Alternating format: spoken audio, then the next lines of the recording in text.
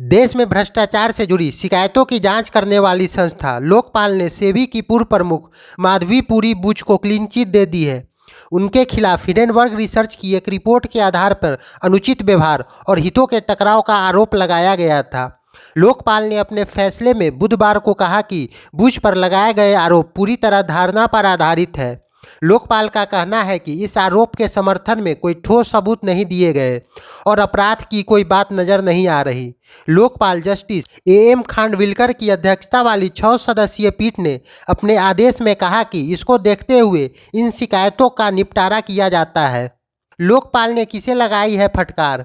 बुच पर यह आरोप सुप्रीम कोर्ट के वकील प्रशांत भूषण, तृणमूल कांग्रेस के सांसद महुआ मोइत्रा और पूर्व आईपीएस अधिकारी अमिताभ ठाकुर ने लगाए थे। लोकपाल ने 116 पेज की अपने फैसले पे इस मामले में सनसनीखेज बताते और राजनीतिकरण के लिए याचिकाकर्ताओं को फटकार लगाई है। इसके लिए बुच पर लगाए गए सभी आरोपों को लोकपाल ने खारिज कर दिया है। लोकपाल ने अपने आदेश में कहा कि इस तरह का आचरण लोकपाल के समक्ष प्रक्रिया को महत्वहीन बनाता है। यह लोकपाल और लोकायुक्त अधिनियम 2013 की धारा 46 के तहत दंडनीय हो सकता है। लोकपाल और लोकायुक्त अधिनियम 2013 की धारा 46 में झूठी और ओछी शिकायतों दर्ज करने वाले व्यक्ति या व्यक्तियों के विरुद्ध मुकदमा चलाने का प्रावधान है। इसमें दोष साबित होने पर 1 साल की जेल की सजा और 1 लाख रुपए तक के जुर्माना का प्रावधान है। माधवी बुच पर क्या लगाए गए थे आरोप?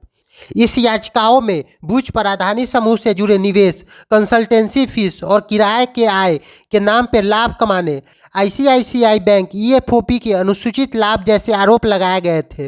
लोकपाल ने इन सभी आरोपों से बुच को बरी कर दिया है। लोकपाल ने विस्तृत आदेश में यह बात सामने आई है कि उनके खिलाफ मामले धारणाओं और अनुमानों पर आधारित हैं।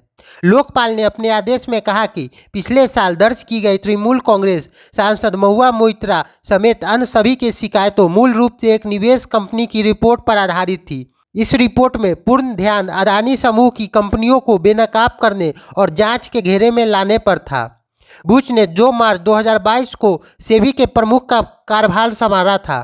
कार्यकाल पूरा होने के बाद वह इस साल 28 फरवरी को पद से हट गई थी। बुच के खिलाफ आरोप लगाने वाले अमेरिकी कंपनी हिडेनबर्ग रिसर्च के संस्थापक इस साल जनवरी में कंपनी के बंद होने की घोषणा की थी।